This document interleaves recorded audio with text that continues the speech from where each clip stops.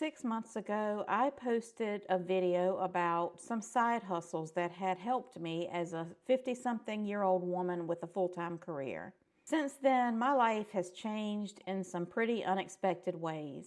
In this video, I'm going to share how my YouTube channel has grown, some financial challenges that I've faced in semi-retirement, the direction that I'm headed now, and I'm going to talk about my plans for a once-in-a-lifetime road trip. If you've been following my journey, I'm going to share with you some things that I haven't told you yet, so stick around. When I posted that side hustle video back in October of 2024, I did not expect my channel to blow up like it did at the time. I started with 22 subscribers, and for some reason in October I felt like I really had to get some things off my chest, and I had been thinking about starting a YouTube channel for a while. So I decided to sit down one day and talk about how burned out I was at my job and how I wanted to change things up. And I posted that, and I got a lot of traction with that and got a few hundred subscribers. But then a week or so later, when I posted that side hustle video, that is still my most watched YouTube video today. I think the last time I looked at it, it was about 175,000 views. And now, just 6 months later, not even quite 6 months later, no, like 5 months later, I have almost 13,000 subscribers on this channel. This growth has opened up some new opportunities for me and has also given me a new income stream to add to that 5 side hustles I was talking about before. Whether you have subscribed or not, if you've watched any of my videos, you've made this journey possible, so I want to thank you. Not only has it given me an income stream, putting myself out there online has really helped me develop personally. I've always been a closed book. I've always been really guarded and not wanting to share a lot about myself, and this has really given me the courage to open up and be myself in front of the whole world. So thank you so much for your support. If you've been around for a while, you'll remember that I decided to retire from my full-time job that I was really burned out from. I'm in healthcare. I'm a nurse. I was in a corporate management position, and I was making good money and working from home, but I was really burned out from that corporate culture. And wow, I can't even believe I'm the same person that I was 6 months ago.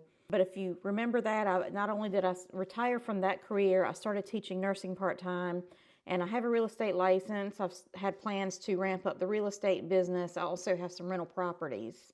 I'm going to talk a little bit about all of that because not everything has really gone as planned. I ran into some substantial, unexpected expenses with one of my rental properties. I have a historic house that I bought and renovated 3 years ago, and I've had renters in there for 3 years, and things have pretty much gone without any problems. But right around the end, right after I retired, actually, at the end of December, I noticed a problem with some foundation bricks kind of moving and falling, and we discovered some structural problems that had not been addressed by the previous contractor as they should have been. And then right after that, right after I had that structural issue fixed and a whole side of the house re-bricked at the foundation, some plumbing issues happened. So we found that the plumbing work that was done by the previous contractor was also not up to par, and some of the old 100-plus-year-old plumbing was still there that should have been replaced and had been tied onto new plumbing. Anyway, so after that, there was another plumbing issue. There's 2 sides to this property. There's a big house with an apartment attached to the side.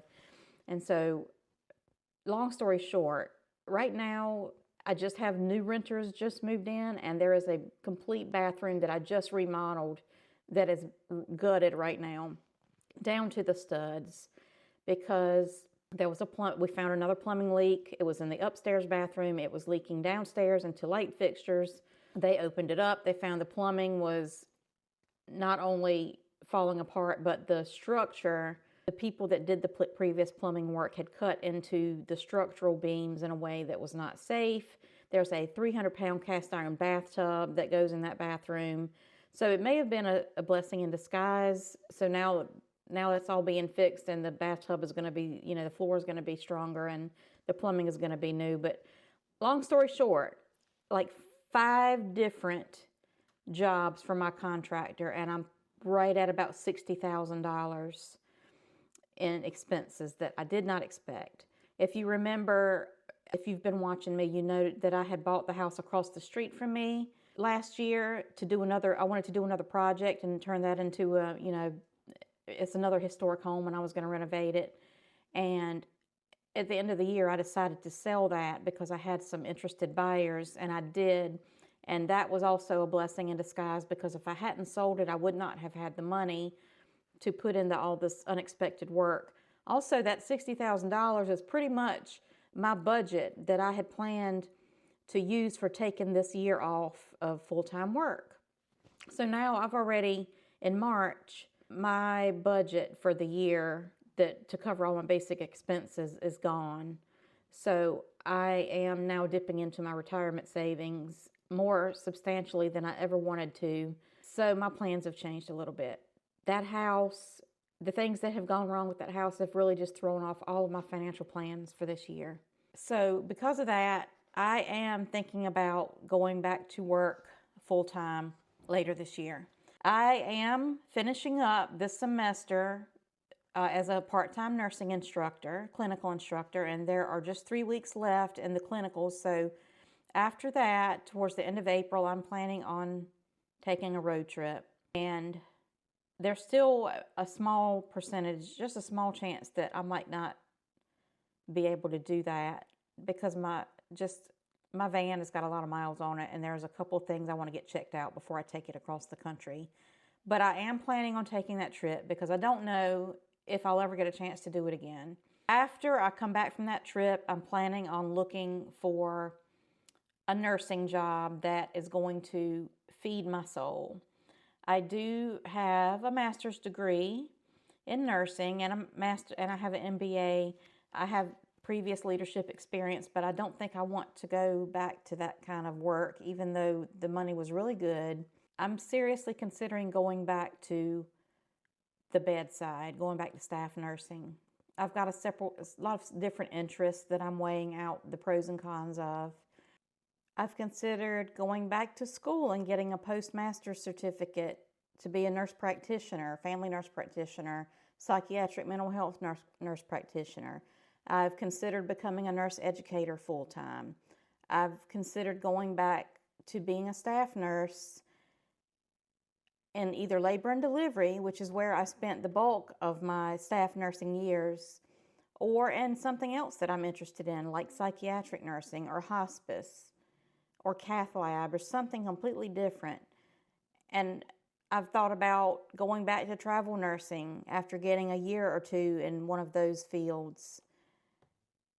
I've considered going into inpatient case management, since I already have a certification in case management, and I could travel with that as well. I've considered just keeping the part-time nursing job and picking up some part-time staff nursing at the labor and delivery here where I started my labor and delivery journey. Or I could stick with the original plan, which was keep building my YouTube channel, keep building my real estate business. The only problem with that is that now I'm $60,000 in the hole where I didn't expect to be because of the house problems. Speaking of that trip, I am planning on documenting my journey, and I'm giving myself a month to 6 weeks to make this journey, because I'm planning on taking a route that's going to take me across the whole northern United States all the way out to the Pacific Northwest, where I've never been, and then back. And then after that, I'm going to look for a job. But like I said, I'm gonna be documenting that trip and my journey, the people I meet, the places I go, and the lessons that I learn along the way.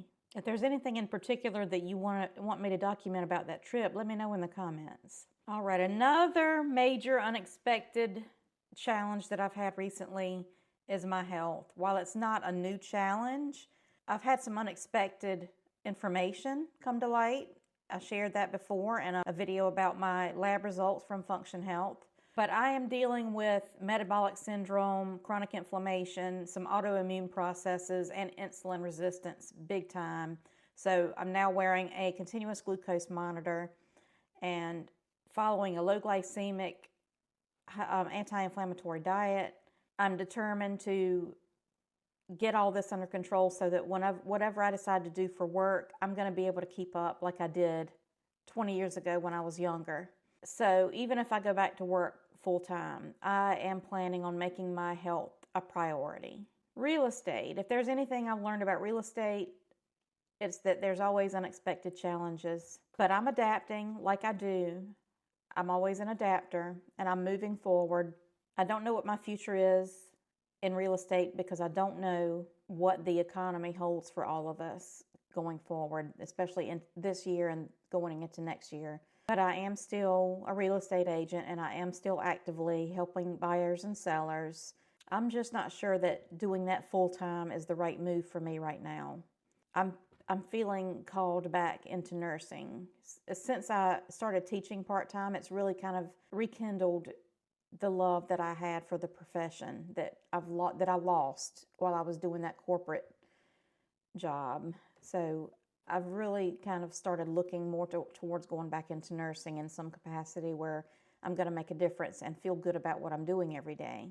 My whole life journey has taught me to be flexible, whether it's my career, my finances, relationships, or my life plans. I know that I have to be flexible, and I frequently do change direction because you never know what's around the corner and what's going to change your focus. And that's really what this channel is all about, sharing my struggles and my wins as honestly as I can as I continue reinventing my life in the second half, midlife and beyond.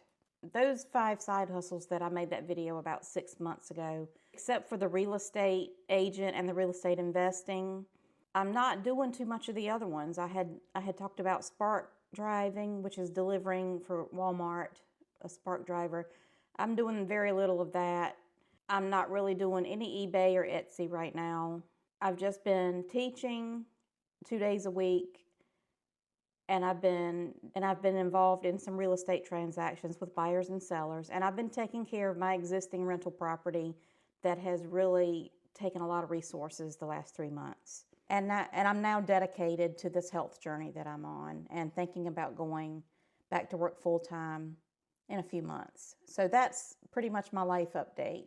Since I made that video last year, since I retired in December as a burned out corporate nurse manager, things have really changed, and I've got plans now that I didn't think I would have 3 months ago.